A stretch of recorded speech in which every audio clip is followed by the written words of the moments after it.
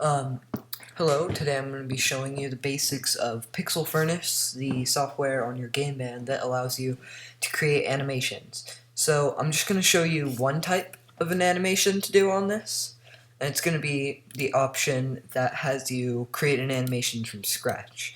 I'm sure you can figure out these options on your own. It's just really easy to play with it and stuff. So I'm going to show you how to create an animation from scratch, and I'm also going to show you how to make it easier so that you don't have to draw things over and over again, and it'll be a lot funner for you, or more fun. So let's click go. Alright, so we're in the interface that allows you to create animations. Now, to draw, you can hold left click, or you can click like that. And to erase, you can hold right click, or you can just right click. Or you can click the erase button, and then you hold left click to erase, and right click to draw. So,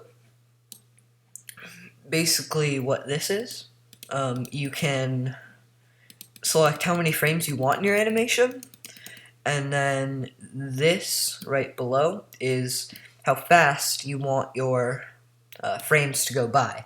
So this has a max of 50 frames, right? You can have 50 frames in your animation. And this has a max of 30. I'm not sure if that translates to seconds. So basically it's a 30th of a second, I think. So you can have it as a 30th of a second, or you can have 1 second for each frame.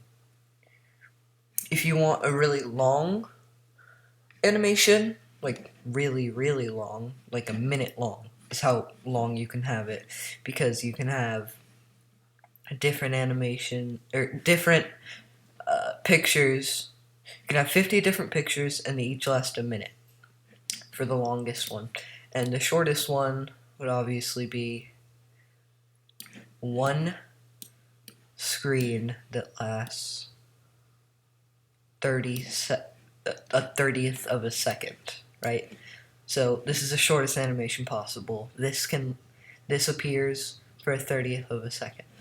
But you could also do a very detailed animation by having 50 frames that each last a 30th of a second. So it's going to be up to like 1.5 seconds, right? And what this basically does is it's a lot harder to make the animation, takes a lot longer, but your animation is going to run a lot smoother.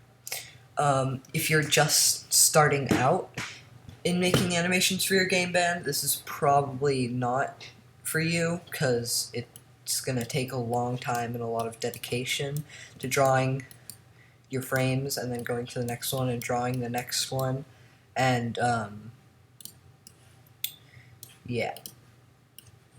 So, segueing to the next topic, drawing your animations, how to make that easier and quicker and less of a tedious task. So, what I first did when I was making my first animation is I would draw whatever I was drawing, right? And here's his eyes, and here's a mouth, right? And then I would go to the next frame, and I would draw him again, and then I would mess up. So I'd have to go back and look at this, and then draw him again. Oh, well, not that frame. And then, so basically to fix this, we'll get rid of the problem of having to draw again and again on every frame, is you can go back to one frame, you can click the previous, well, let me start over. If you don't want to have to draw this again, you basically just click your selector tool, right? And you left click and drag. And then you're selected it. So now you can cut it, you can copy it, or you can paste on the selected area. We can't paste because we have nothing copied or cut. So I'm going to copy this and I'll move to the next slide. You can also click these buttons to move to the next slide. Oh, forgot to erase this. Oh. Okay, so now I can go here, get my selector tool, and paste.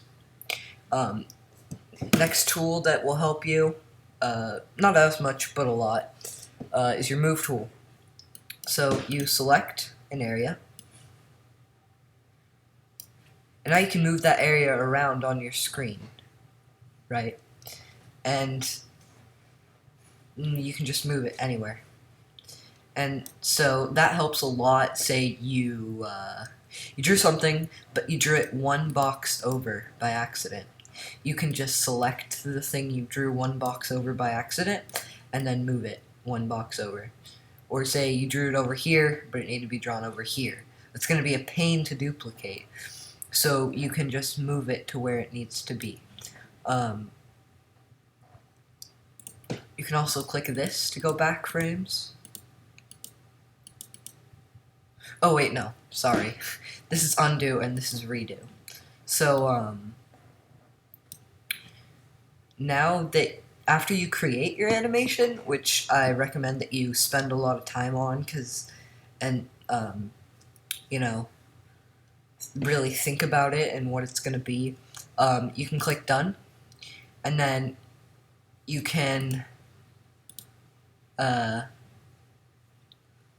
then put it onto here, and you can also look at what you have on your Gameband. So the first thing you're going to see when you click the button on your Gameband is this animation. The next thing you're going to see is the time. The next thing, the date, and so on and so forth. And you can click to enable this or disable or whatever. And you can